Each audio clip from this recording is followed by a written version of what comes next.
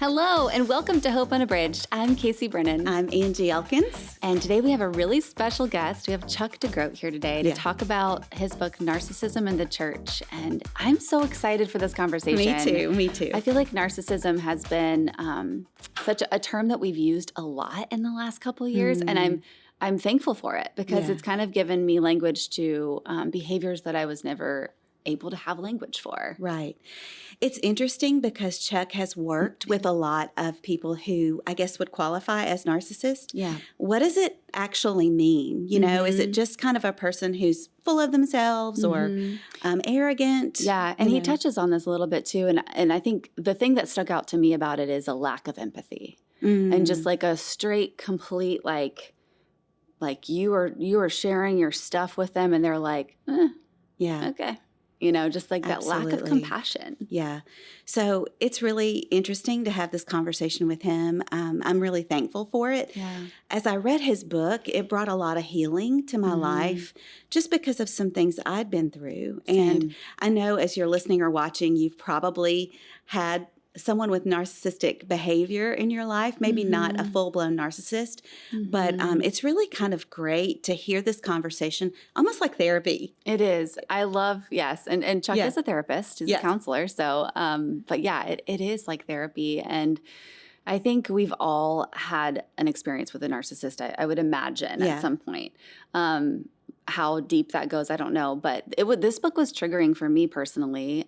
I have had a very long stint of an experience with a narcissistic person. And it was listening to it. My husband and I listened to it on Christmas break as we're traveling on Audible, and it was so good. Yeah. But it was really triggering too, and it was cool because we would just pause it and then we would have a conversation, and so he and I were able to like work through some things, and I would just kind of process it out loud. So it was really healing for me. Yeah. One of the things we talk about in this episode with Chuck is how narcissism looks different on different personalities. So, you know, we often think of a narcissist as someone who's big and flamboyant and arrogant and in charge. But that's not always the case. Yeah. Sometimes they can be more withdrawn or behind quiet. The scenes. Yeah. Narcissist. And so he goes into a little more detail about that in this conversation. I love how he paints pictures of situations. He's been in a lot, right? So he's able to sort of paint a picture that we can connect to, and it's really, really helpful. Years ago, I served in a church where there were some narcissistic issues going on, and so to hear him express and really kind of validate. Yeah, that's a great word for it. Validate. Yeah, how we were feeling. And I love it because in this interview, Casey, you bring up the point that sometimes we don't have the words to express what we're feeling. Like we know the situation isn't right. Yeah. How do we deal with that? And Chuck has a great answer for that. He does. So, yeah. I've heard him talk on this book and another podcast, but he says that, and I don't think he mentioned it in this interview, but he talks about how this book was a duty. Like he felt like he was called to write this book, and it was like a duty for him to write because it's a tricky book to write. Tricky is the word. Tricky is the word of the day. Yeah. It is a tricky word. It's a tricky book to write. It's a tricky topic. It really is. And it's hard to notice. It's funny, in this conversation, Chuck laughed at us because every answer he gave, he said, I feel like that's a tricky answer. So that was our goal, was to trip him up a lot today. Yeah. Not really. But, you know, I think when you've got the expert, which he says he's not an expert, when you've got the guy on the line who wrote the book about it, you know, we had a lot of personal questions and just really, really good to get his thoughts on those. And I find it really interesting too how it shows up in the church, like how that's such a prevalent thing. Yeah. A lot of narcissistic behaviors are within the walls that we worship. Yeah. And we're not even aware of it. And I think you even mentioned that you feel it. Like it's like something, you know, that you feel in there. Is it icky? Like, what is this? Right. I just find that really interesting. I do too. And you know, the church is not a perfect place. We all know that. No. But it's a place with broken people. And so we're going to run into these kinds of situations. So we're thankful for people like Chuck DeGroat who can help us work through them. Yeah, for sure. Well, I'm so excited to introduce Chuck to you all. Chuck is a follower of Jesus, husband to Sarah for 26 years, father to 2 amazing daughters, professor of counseling and Christian spirituality at Western Theological Seminary in Holland, Michigan. And he wrote his first book at 40, which I think is awesome. That is awesome. He's a licensed therapist and a spiritual director and speaker that leads retreats. We are so excited to have you here today. Welcome, Chuck. Hello, you guys. Good to be with you. Good to be with you. Yeah, we're so glad you're here. We have a lot we want to talk to you about today. So much. My husband and I devoured your book, and it was so good and so eye-opening. And your book, Narcissism in the Church. And so we would love for you to just kind of define narcissism for us. Yeah. Well, so I'm sure your listeners have caricatures of narcissism, right? Because we use the word really freely. We talk about politicians and, of course, the last election cycle. I'm sure there was a lot of activity around it. But when we typically talk about narcissism, we use what they call the DSM-4. That's kind of like the psychology Bible, right? And the DSM talks about aspects like grandiosity, entitlement, attention seeking, and a lack of empathy. Those are like the big 4. And I always like to highlight a lack of empathy because typically when we talk about narcissism, we talk about the power of the narcissist, the entitlement of the narcissist. But in truth, narcissists have little capacity to get in on what's going on inside of you, to really listen well, to empathize well. That's interesting. I also loved your book, and I listened to the audio version probably back in the fall and found it really to be very healing because I think it put words to some experiences that I had been through that I just didn't have myself.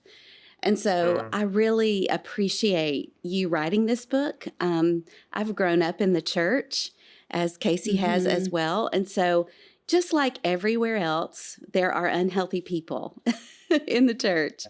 How do we know the difference, though, between someone who's just maybe kind of self-absorbed or egotistical and a true narcissist? Yeah, that's a great question. One of the things I try to do, I hope I do it fairly well in the book, is to explain the spectrum of narcissism.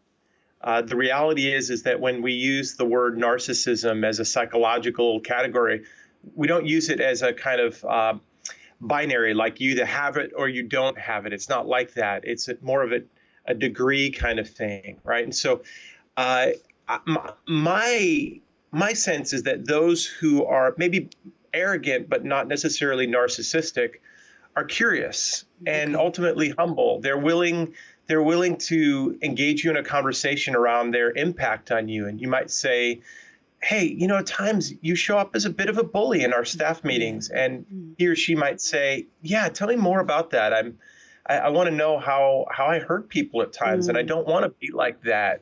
Whereas a narcissist won't show that curiosity. They're well defended. There's like a armory within, and they'll do everything to protect themselves from any kind of accusation or judgment or critique. And so that's a little bit of the nuance there. Yeah, that's interesting. That's a great example. And when we look at because we're all wired differently. We all have different personality types. We're, some are withdrawn, more aggressive. Can you talk a little bit about those different personality types that we're born with and how that shows up in narcissistic ways? Yeah, that's good.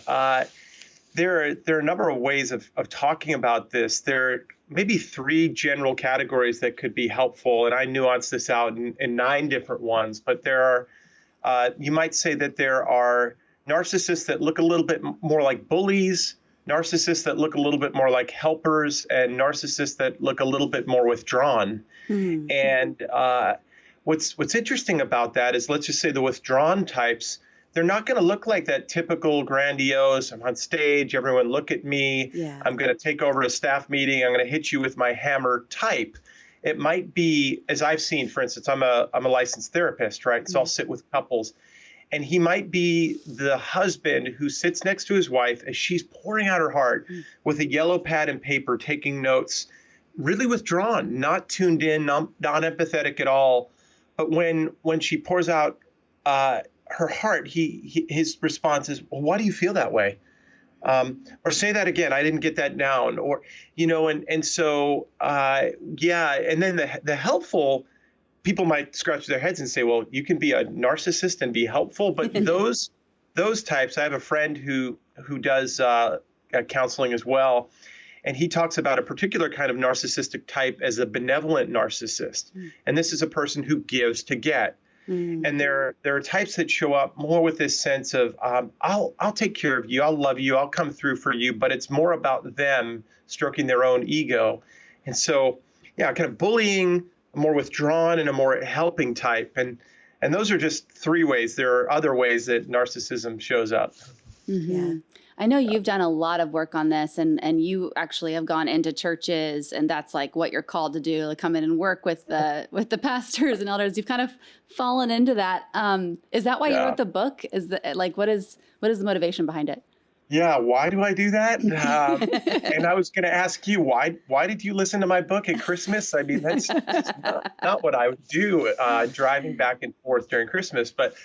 Yeah, I did sort of fall into it 20 some odd years ago when I was in Orlando. I lived in Orlando for 14 years. I was just beginning as a pastor, as a therapist, and I began seeing the dynamics of emotional abuse in marriages. And typically with couples, even with men in leadership, and I'd often see the emotional abuser was the male and the victim or survivor was the female. And oftentimes the men were protected by systems and structures and theologies that would kind of protect them from any kind of accountability, you might say. It began there. The seed of it began there. I began learning more, became a bit of an advocate, particularly for women who are emotionally and sexually abused. And as I started doing psychological assessments in the church for church planters and pastors, I started to see a theme.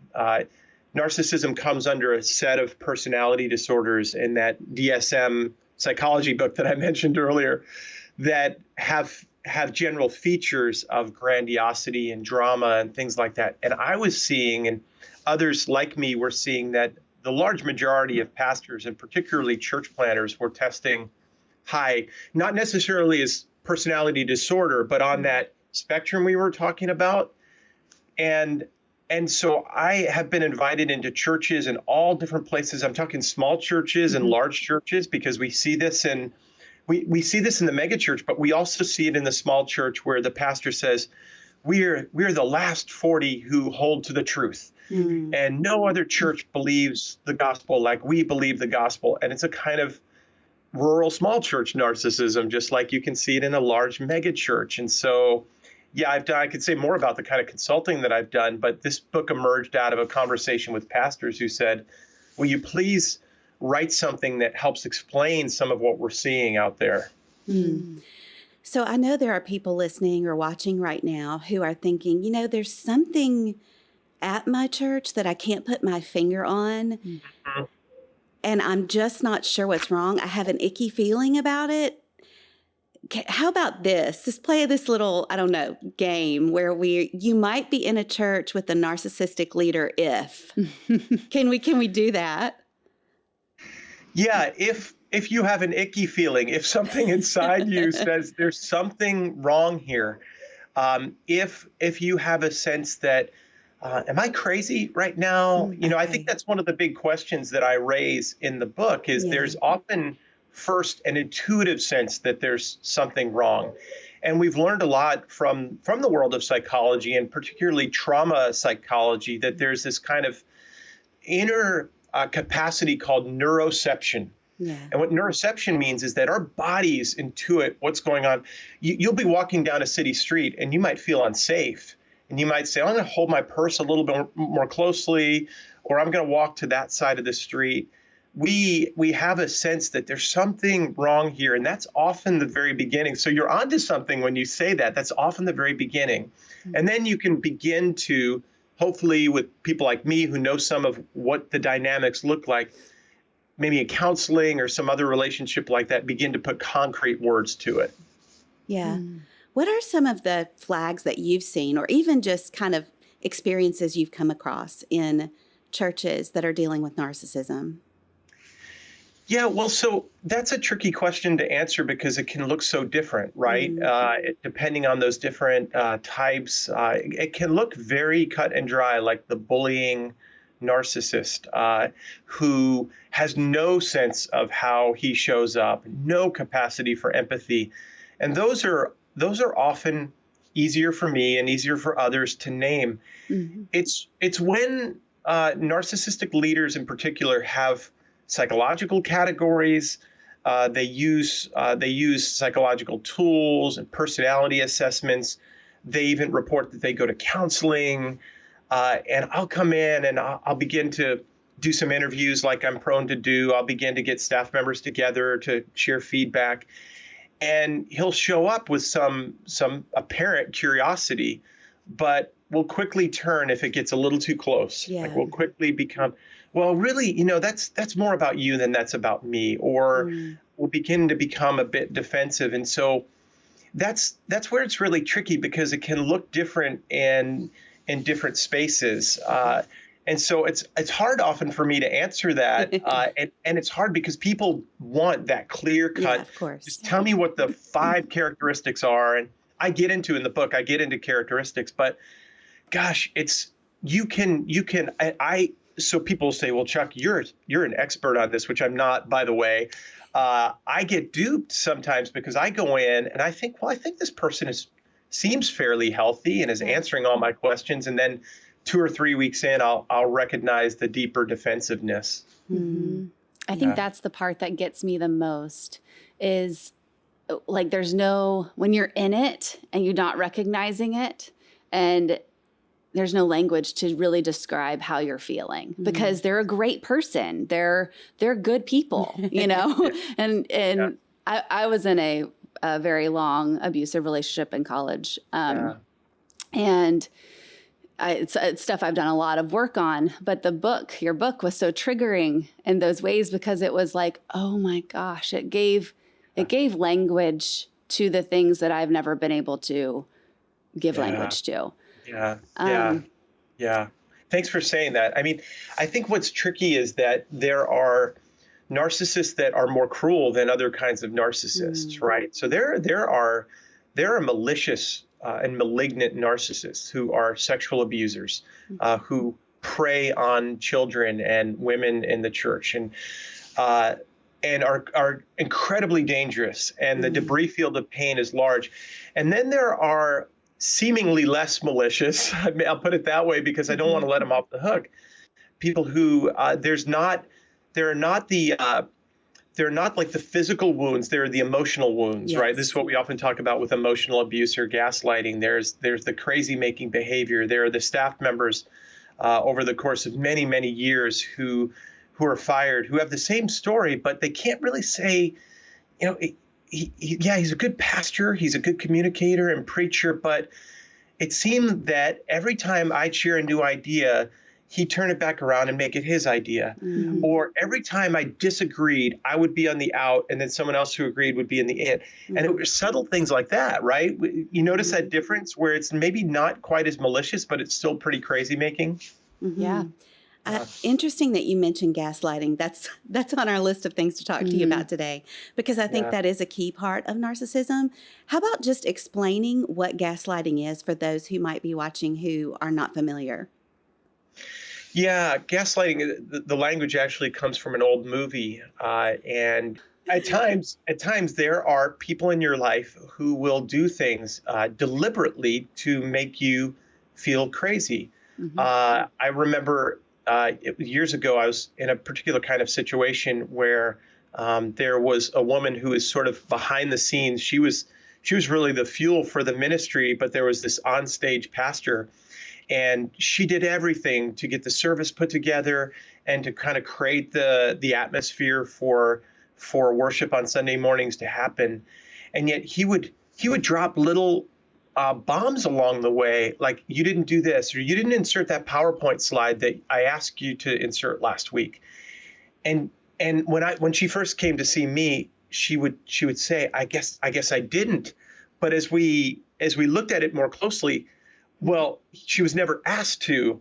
These were always ways of him controlling her. Yeah. And if she questioned herself, if she questioned her reality, I think his sense was she'll be more loyal to me. He didn't want to empower her, give her any sense of agency or, so it's really cruel. Gaslighting is a really cruel phenomenon. Yeah. Do you think that narcissists who are gaslighting people know that they're doing it? Right. Or is it just kind of an intuitive thing that goes along with their bad behavior? I don't know. Yeah, that's a good question. And I would say that the tendency sometimes for us is to think he must be thinking this up on the spot. He must be doing it intentionally. But this oftentimes has become part and parcel of the personality of the narcissist. Okay. This is what he's done as long as he remembers, because as I get into in the book, I try to, and this may be hard for some people, I try to humanize the narcissist in the sense that I try to say he or she, mostly he in ministry, has a story. And that story is often one of cruelty, abuse, and bullying. And he learns to adapt. He learns to, I have to survive in a world that is dog eat dog. Mm-hmm. And so I will be the aggressor. And so he doesn't wake up every morning thinking about how might I be the aggressor? How might I gaslight? How might I make Casey feel crazy today? Right? That's not how it goes. It's just part and parcel of who he is. And so this is why it's so hard to do work with narcissists, because they can't see it. They don't know. It's just, this is who I am. It's worked for me. Look at all the people who come to my church. I've written 17 books. I've got, 20,000 Twitter followers. Yeah. And let's go back to the church for a minute, because I think that it shows up so heavily in the church, which is just sad. But also, I see a lot of churches that grow and have a lot of success from a narcissistic leader. And it's like they get things done. They make it happen. Yeah. So how do you remove the narcissist once you recognize it without losing that good? Yeah. And that's, have I said, I think I've answered every one of your questions with, that's tricky. That's a hard question. Because it's a tricky subject. Mm-hmm. Yeah. Yeah, it's a tricky subject. I was just doing an assessment process not too long ago, and the assessment team felt like we've got a live one here. We've got someone who is going to be a surefire success in ministry. And I raised some really bright red flags, and there was some pushback around that, right? Because when you see someone who seems so obviously gifted, it seems like, well, we've got to elevate this person. And I was really trying to get at, well, what motivates this person to do the kinds of things he does? Well, that's hard when someone has had some success, and I hear people say it's so confusing because in so many ways he was such a great pastor. Mm-hmm. So many ways. There's so much fruit in the ministry. I've listened to his sermons for years. I've been blessed by the ministry. I've read his books.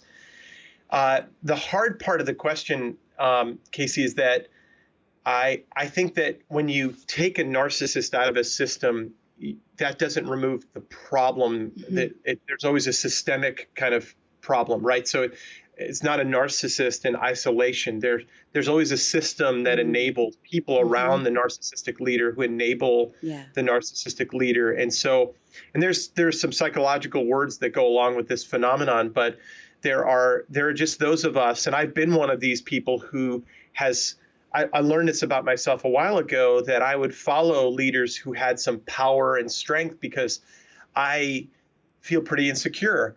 Or at least that's where I spent my first 30, 35 years, is feeling like, well, if I attach myself to someone stronger, even as an associate pastor, I'll borrow some of his sense of strength and power and security. And so there are often a whole host of people around the narcissistic leader who have to do some significant work in the system and on themselves. Yeah, you just brought up a really good point too, is that it kind of lingers in the DNA. And how do we heal from that? Like, I mean, as new people come on board and different things, like you almost see it as a visible thing. Like they come on board all excited and happy, and then they're just suck the life out of them. So how do we change that? Yeah, fortunately, there are really good teams and ministries, assessment centers that do this kind of work. Just the other day, I was working with a church, and I recommended GRACE, Godly Response to Abuse in Church Environments. They do psychological investigations, or really more than psychological investigations. They do that kind of work, but they do psychological assessments of teams. I do this kind of work, but I also have a day job, so I don't have a whole lot of time to do all these kinds of things. But it takes a team, a system, a church, an elder board being ready to do that. And I remember a number of years ago working with a large church where the senior leader was removed. And then I sat with the larger team and I said, so now the real work begins. Yeah. And they looked exhausted. Yes. I mean, they said, we can't do it. We're too tired. And they said, what's the worst that can happen? I said, well, you all have been living in this for so long, this dysfunctional family, that you're going to continue to live like a dysfunctional family. Mm-hmm. And probably another one of you is going to step into that role because you feel like you need to have the big daddy, at the top. You're going to, well, they said, okay, we'll contact you if that happens. Well, 2 years later, they call up, right? They say, it's a big problem and we didn't address it. And so what do we do now? It takes, as I said to a church the other night, it takes like family counseling at that point. Are we all willing to do the hard work?